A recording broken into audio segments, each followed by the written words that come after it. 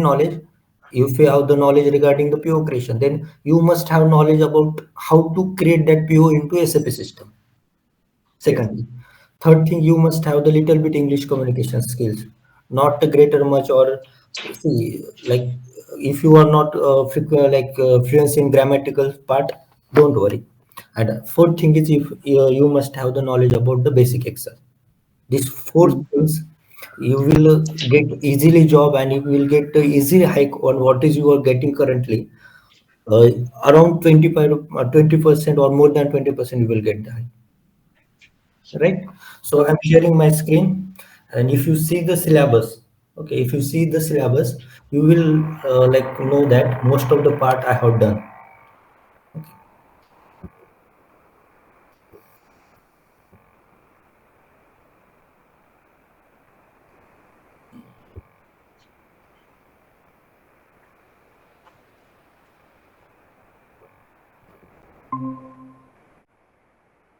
See, my screen is visible.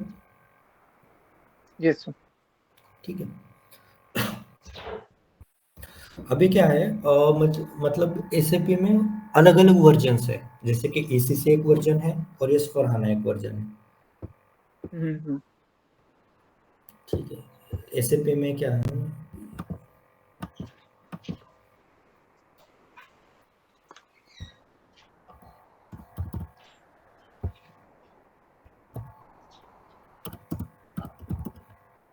ECC मतलब है enterprise central component, और एस फोर हाना एक अपग्रेडेड वर्जन है एसएपी का. करेक्ट. अब क्या है, एसएपी ईसीसी और एस फोर हाना में बेसिक डिफरेंसेस है, जैसे हम आगे प्रोसेड करेंगे वो आपको समझ आएगा. लेकिन SAP divided into two parts. First of all is technical part and second is functional part. तो एसएपी में हमें प्रोग्रामिंग भी करनी नहीं है. प्रोग्रामिंग हम अक्रॉस प्रोग्रामिंग में ही आएंगे. As a functional consultant we have to create logic and we have to provide that logic to the technical consultant, right. So इसमें प्रोग्रामिंग इन्वॉल्वमेंट नहीं होगा आपका. सेकंड पार्ट, आप एसएपी इंडस्ट्री, आपने बोला ना कि एसएपी का स्कोप या एसएपी की जॉब अपॉर्चुनिटीज या एसएपी के बाद आपको हाइक मिलेगी कि नहीं. एसएपी एक ऐसा Mhm. ईआरपी सॉल्यूशन है जो ऑल ओवर इंडस्ट्रीज में आप वर्किंग कर रहे हैं. फॉर एग्जांपल आपका Mhm. मैन्युफैक्चरिंग सेक्टर हो, कंस्ट्रक्शन सेक्टर हो, रिटेल रिटेल सेक्टर हो, ऑयल एंड गैस हो, फार्मास्यूटिकल हो, फार्मेसी सेक्टर हो, ऑटोमोबाइल सेक्टर हो, केमिकल सेक्टर हो. ठीक है. तो हर जगह पे ऐसे. हेलो. हाँ, सुन रहा हूँ I sir. Am getting background noise from your side, right? Yes, sir. Actually, I'm in PG, so that's why. Okay, okay, no issue, no issue. So, and after completion your course, you can easily join IT sector also, and you will get easily jobs into the manufacturing sector also, right? And Yes. next thing is what are the syllabus included in SAP MM? ठीक है. SAP MM consists of this kind of syllabus. Hmm. How to log in into the SAP system. Okay. What is the function and objectives of the SAP materials management? Then we have to, you must have the idea about the company, what is meant by the company, what is the company code, what is the plant. Okay, actually you are currently working at where? You said Great Noida. it's Greater Noida, but you must have the plant, right? Yes, plant Yeah. is in Surajpur. Uh, what is the name of your company? Vedant is Living Private Limited. Okay, okay. In Surajpur, there's one Jackson plant was there, right? Is there, right? Well, I don't have any idea, sir, because office is in Ecotech Street, so we are. Yes, yes. Nearby that only it's manufactured solar. They manufacture the solar Okay. division parts in your area only. Okay. Oh, ठीक है. आपको plant के regarding idea है. बस आपको plant में कौन कौन सा एक्टिविटीज होता है. फॉर एग्जांपल आपके प्लांट में मटेरियल प्रोक्योर होता है, उसके बाद प्लांट में उस मटेरियल पे वेरियस ऑपरेशंस परफॉर्म होता है, उसके बाद उसका Mhm. फिनिश गुड बनाया जाता है, फिर फिनिश गुड बन के उसका पैकेजिंग होता है और उसको क्या करते हैं, क्या किया जाता है, सेल किया जाता है। हम्म, ठीक है, correct. ये सारे एक्टिविटीज इस प्लांट में होते हैं। अब अगर आपको प्लांट का आइडिया क्लियर है तो आप एसएपी सिस्टम में इसे इजीली मैप कर सकते हो। ठीक है, बिल्कुल. इस उसके बाद है नेक्स्ट आपका आएगा स्टोरेज लोकेशन। प्लांट में डिफरेंट डिफरेंट स्टोरेज लोकेशंस बने होते हैं, we have to differentiate the hmm, materials. For example of आपके course. रॉ मटेरियल्स आ रहा है, ठीक है, रॉ मटेरियल्स एल्यूमिनियम का आ रहा है, रॉ मटेरियल आपके पास स्टील का है, रॉ मटेरियल आपके पास डिफरेंट मटेरियल का है। तो आपको वो मटेरियल डिफरेंशिएट करना होगा, आपको डिफरेंट स्टोरेज लोकेशन पे आप उसे डिफरेंशिएट करके रखते हो। तो इसके लिए हमें सिस्टम में क्या बनाना पड़ता है, स्टोरेज लोकेशंस बनाना पड़ता Storage locations. है। नेक्स्ट आता है purchase organisation. In every department, in every plant there is one purchase department, okay, who is responsible for the purchasing of raw materials or purchasing of the services. Then that department or that organization is called as purchase organization into SAP system. Hmm. Department के अंदर अलग अलग लोग होते हैं, purchase और department के अंदर भी बहुत सारे टीम होती है। For example, one team is responsible for purchasing of purchasing some materials from local vendor, another team is there who is responsible for purchasing of steel materials only. Okay, so for such kind of people, such kind of, it may consist of one, like one single person or group of people. Such group of people is called as purchase group, right?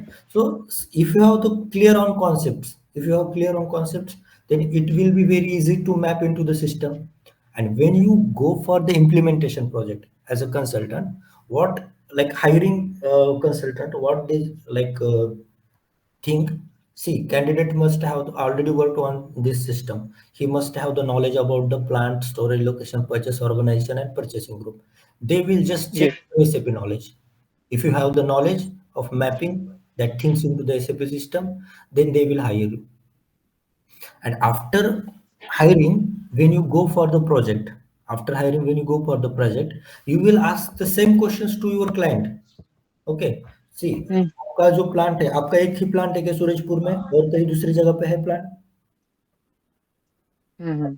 आपकी company का? नहीं, ठीक है, नहीं, और कहीं.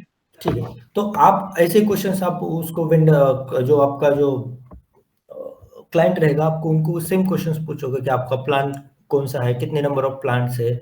उसके बाद आप स्टोरेज लोकेशन बनाते हो क्या, तो कितने नंबर ऑफ स्टोरेज लोकेशंस आप क्रिएट करते हो, मतलब आप कैसे मेंटेन करते हो। फिर परचेस डिपार्टमेंट है तो परचेस डिपार्टमेंट में कितने ग्रुप ऑफ पीपल्स है, ये सारा इंफॉर्मेशन आप उनसे, वेंडर से लेते हो, क्लाइंट से लेते हो, और उसके बाद आप एसएपी सिस्टम में जाके उसे मैप करते हो।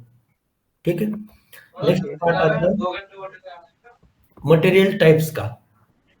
ठीक है, जैसे Hmm. मैंने आपको कि रॉ मटेरियल टाइप्स होता है आपके प्लांट में, सेमी फिनिश मटेरियल टाइप्स होता है, पैकेजिंग मटेरियल टाइप्स होता है, देन आपका कंज्यूमेबल मटेरियल्स होता है, स्पेयर पार्ट्स होता है ना। ये different kind of material types आपका यूज होता है। तो उसका जो अगर Hmm. आपको नॉलेज होगा तो वो आप इजीली इसको मैप कर सकते हैं। SAP, see, SAP is what, SAP is providing the solutions to the manufacturing, more over manufacturing systems, right? If you have the knowledge of manufacturing system and if you have knowledge of SAP system, then you can easily map, or you can easily understand what are their pains and how you can solve their issues. ठीक है, Hmm. Then हमें material master का part होता है, creation का part होता है, change का पार्ट होता है। Then we have to manage the vendors in our system, like vendor creation into the system. Then we have to assign the number ranges to the vendors. Then different kinds of vendors we have to create in our system, right? We have to create the PO against that vendor, so we have to create the info record against that particular vendor with particular material. Then we have to create Okay. source list, right? So such kind of scenarios we came across into this vendor master. Then we have the stock planning and inventory management. Okay. In stock planning and inventory management, you have to plan regarding the stock. You will run the MRP.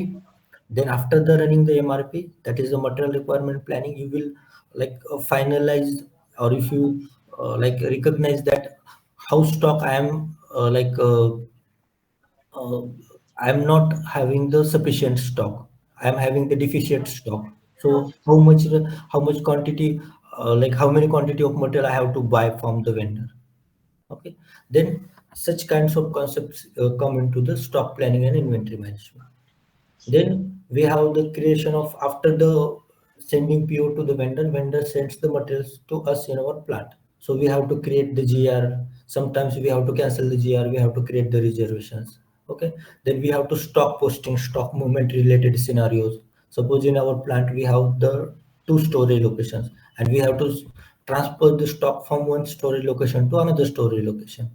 Okay. For the such kind of scenarios, how we can do into the SAP system, we have to like learn. Then purchase order, as you know, like you have the all idea regarding the material purchase order also, and then service purchase order also. Okay. Then we have the scenarios of materials requirement planning.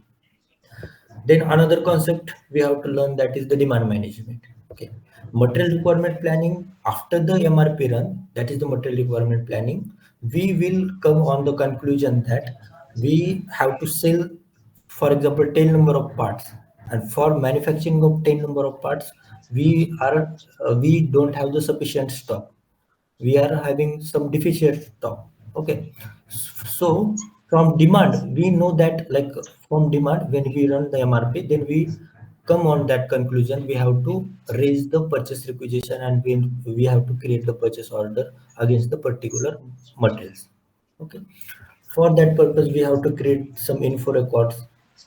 We have to, like for the, if vendor is new, if we are procuring materials for the first time from the any vendor, actually you are currently quota, like you are managing the quota arrangement, or you are like What uh, is quotations. what is quota arrangements? Yeah, suppose you are buying some material from two different vendors. Okay, same Mm-hmm. material, same price.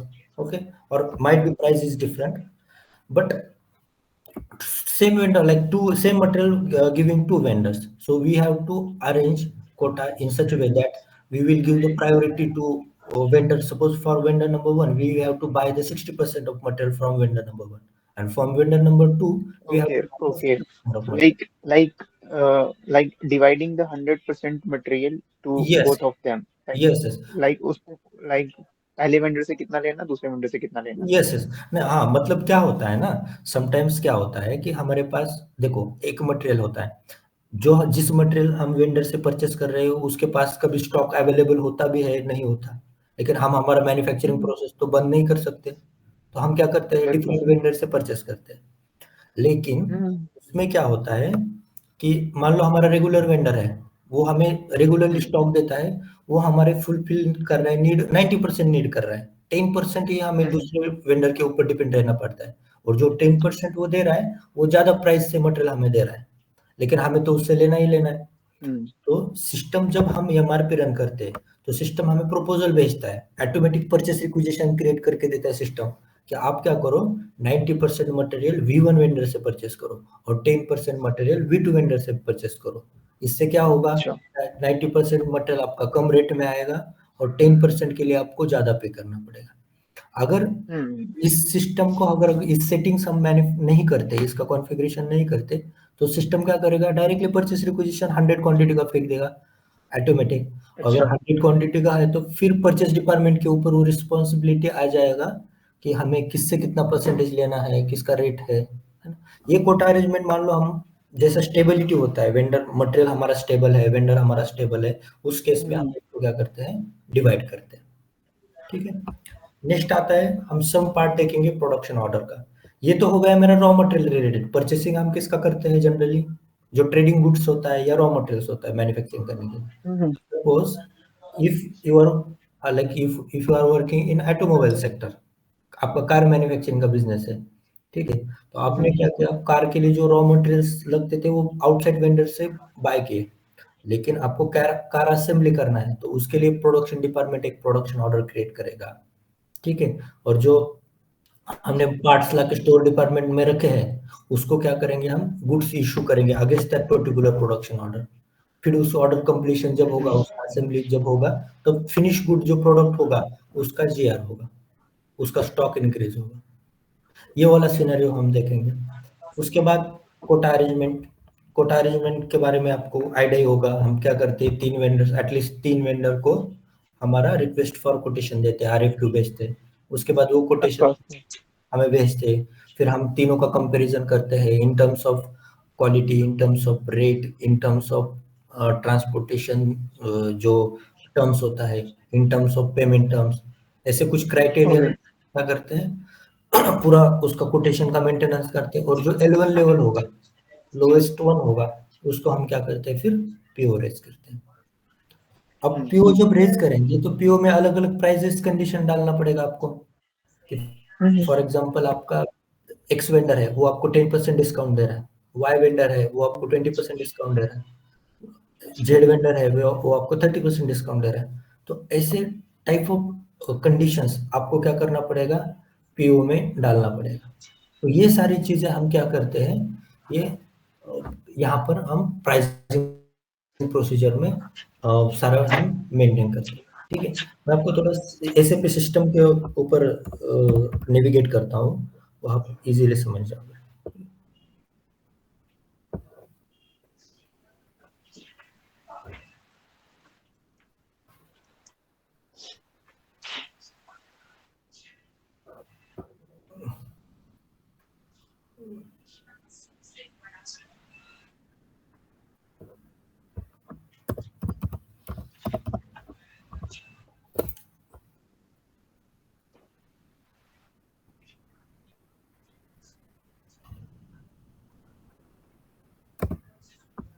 Have you ever seen the SAP screen?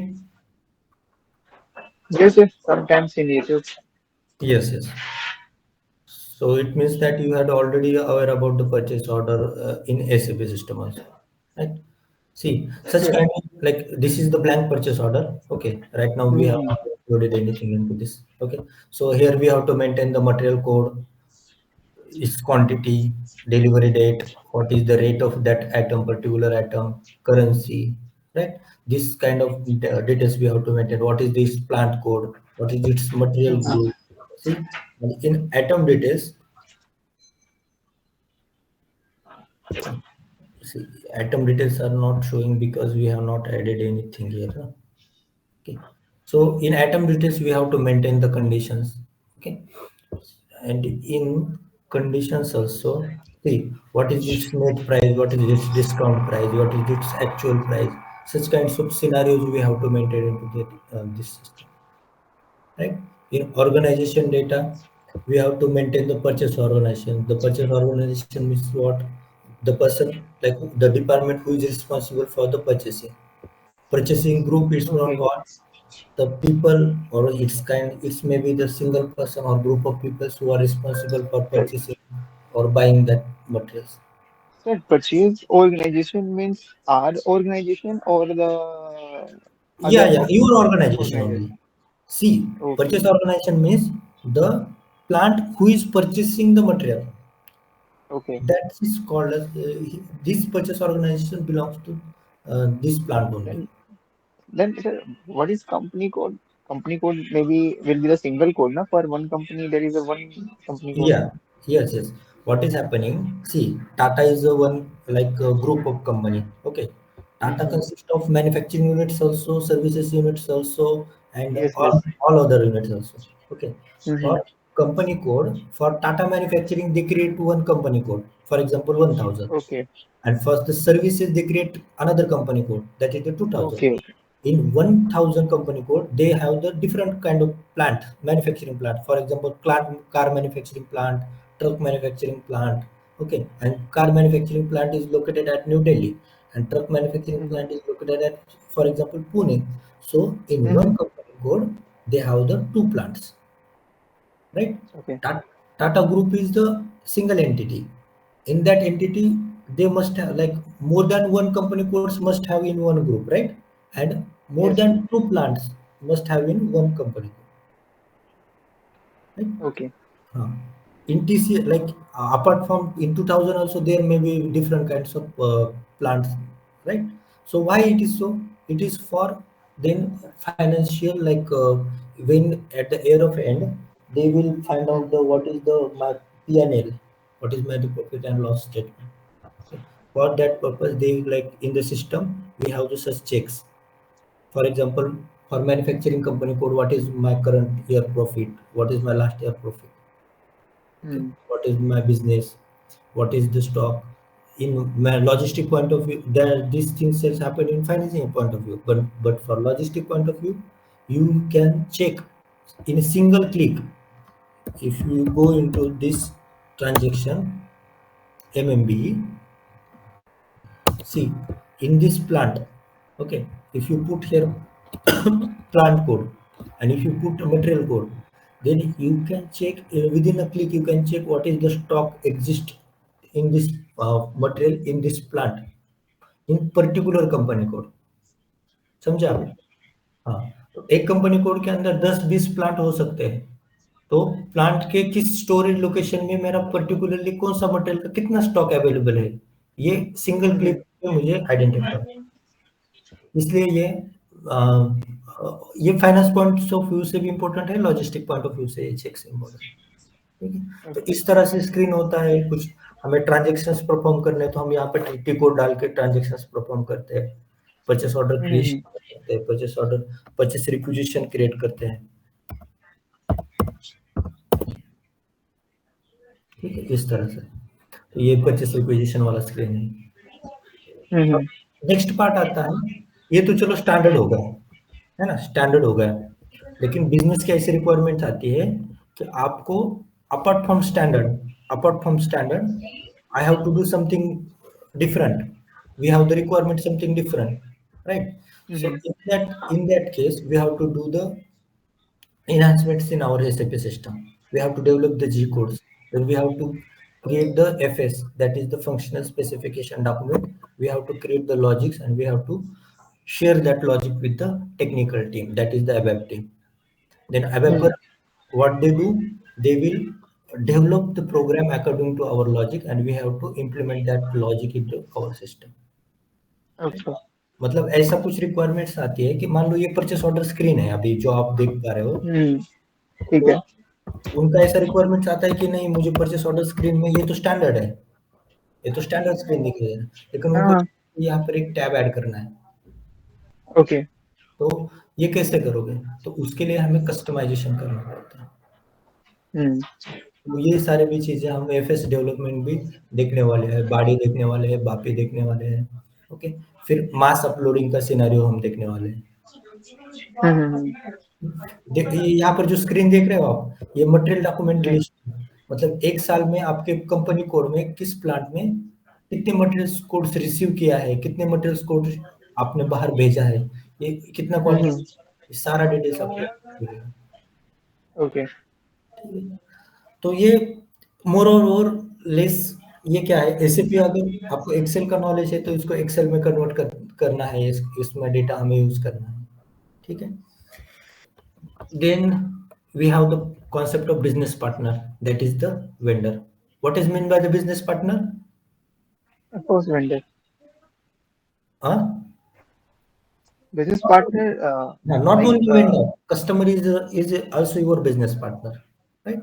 Customer is also like your business partner. I thought like a company has a partnership form, so that partner you are talking about. No, no, no. See, in SAP system, the who is contributing in your plant or who is contributing in your business, that is called as the SAP business Business partner. partner. For example, it may be your vendor, it might be your customer. It Okay. might be the group of people who are giving servicing to your organization.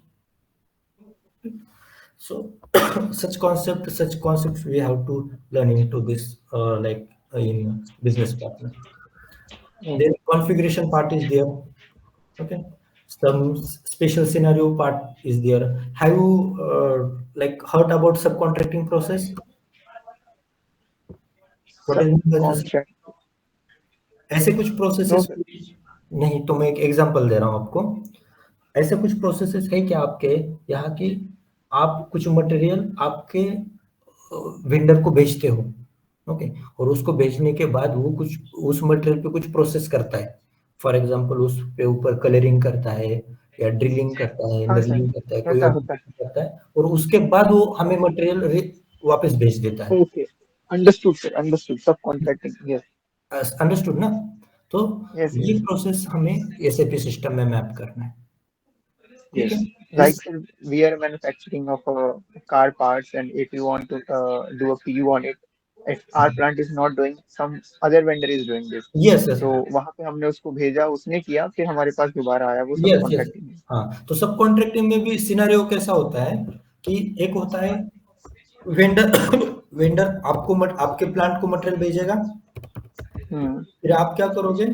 Vendor two को material भेजोगे, हम्म vendor two को material भेजोगे, फिर vendor to उस पे operation पर मतलब कुछ ऑपरेशन परफॉर्म करेगा और फिर आपके प्लांट को वापस भेजेगा, ठीक है? हम्म। ये वाला एक सिनेरियो होता है।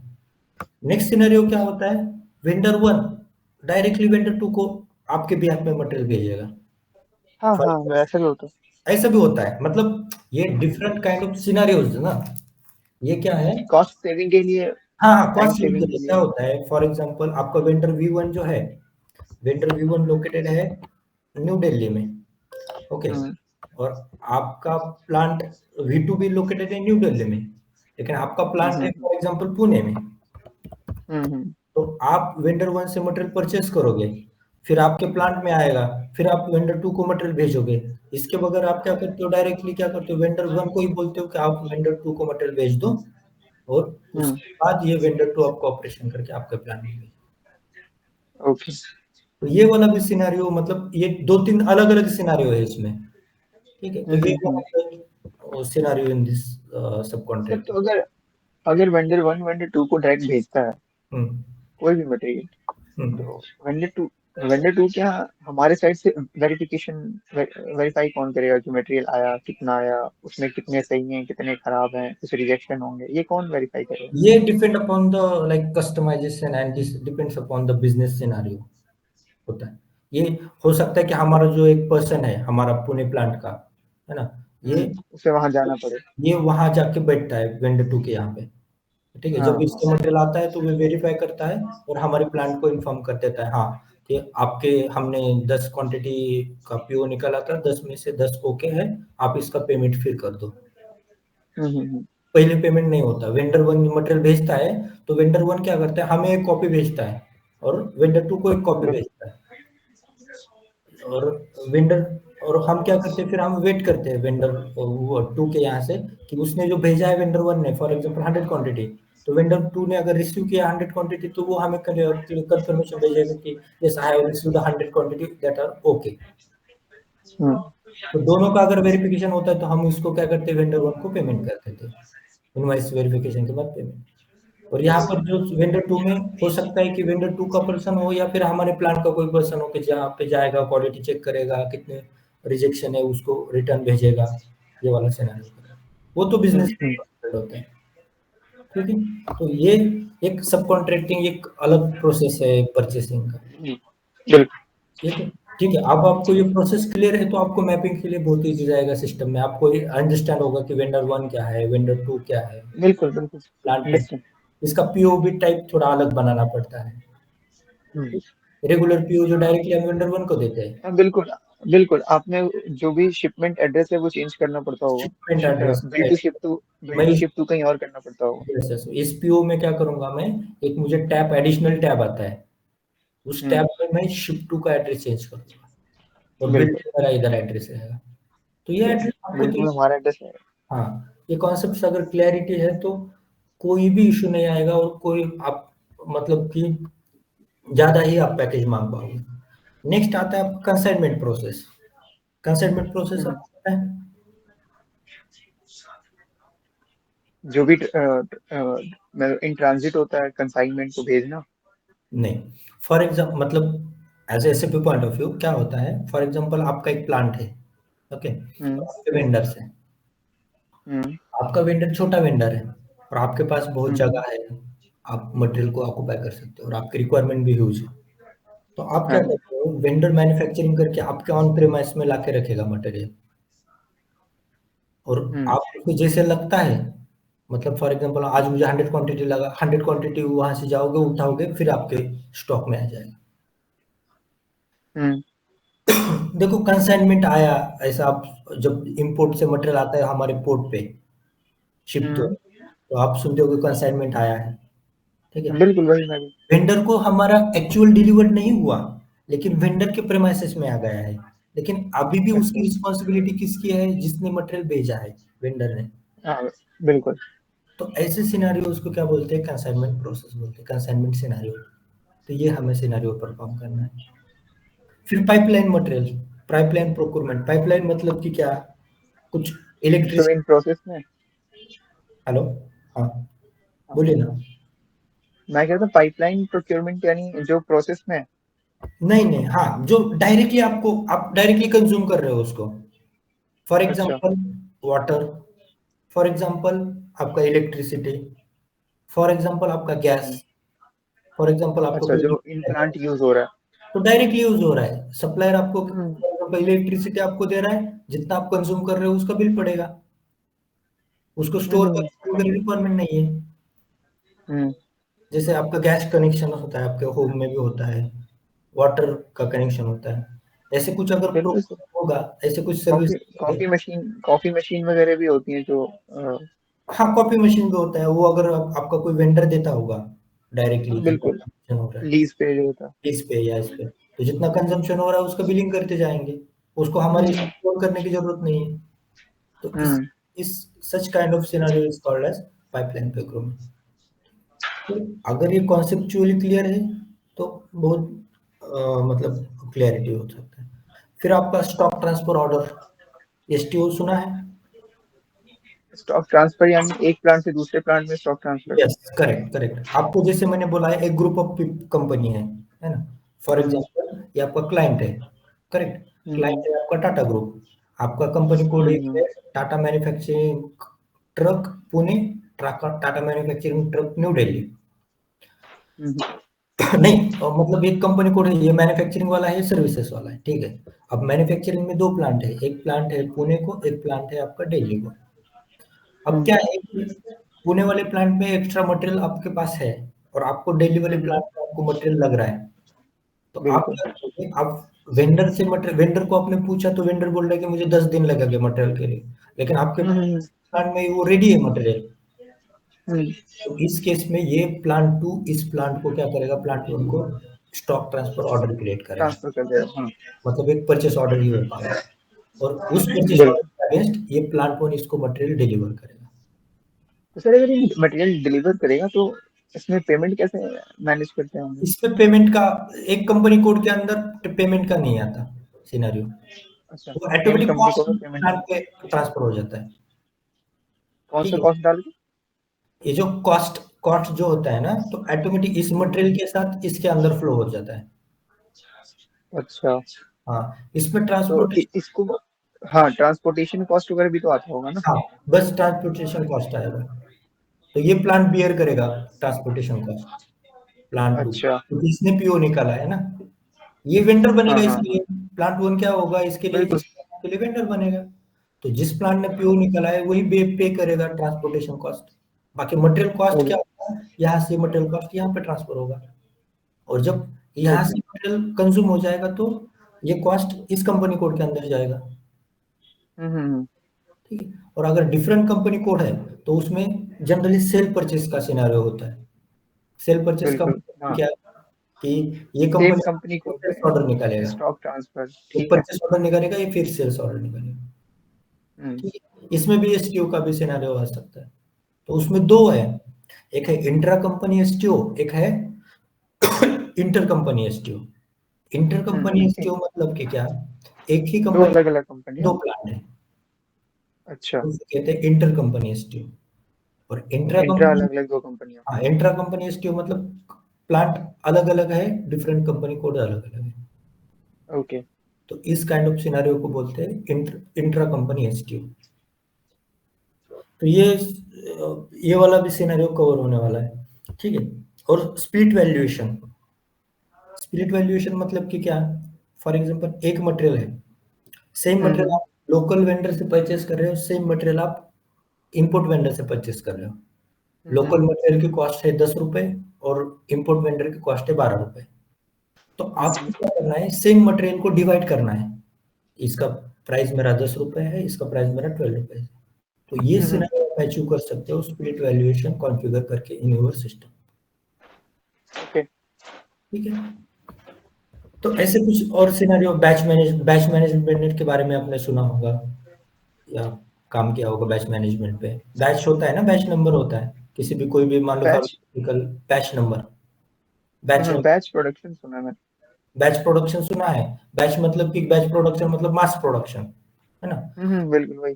लेकिन बैच नंबर होता है, देखो टैबलेट पे बैच नंबर होता है हम्म और बहुत सारे ऐसे इक्विपमेंट्स होते हैं जहाँ पे बैच नंबर होता है। वो हम्म। ये किस किस पर्पज से बैच नंबर यूज होता है? Batch number use category define करने के लिए मैं भी। ट्रेसेबिलिटी पर्पज के लिए बैच नंबर यूज होता है। For okay. एग्जांपल ये बैच, फॉर एग्जांपल ये बैच नंबर है, ये किस डेट में मैन्युफैक्चर हुआ है ये देख दो, 13/10 ओके। 2024 इस बैच में ये प्रोडक्ट मैन्युफैक्चर हुआ है। ठीक है, हम्म तो ये वाला आइडेंटिफिकेशन करने के लिए कुछ प्रोडक्ट्स ऐसे होते हैं जिसपे हमें बैच नंबर इनपुट करना पड़ता है। ओके, फिर आपका सीरियल नंबर होता है। सीरियल नंबर भी कुछ कुछ पार्ट्स पे होता है ना। जैसे कि आपका बाइक होता है, उस पे सीरियल नंबर होता है, हम्म। जिसको IMEI नंबर वगैरह बोलते हैं, मोबाइल पे नंबर होता है। मोबाइल पे, हाँ। तो ये वाला सिनेरियो उसे हम सीरियलाइजेशन कहते हैं। ठीक है, ये कुछ सिलेबस है, ऐसे कुछ topics we have to cover. We have to cover the gap analysis, then we have to cover regarding the interview preparation, and hmm also we offer some placement assistance to you. Okay. So that's it from my side.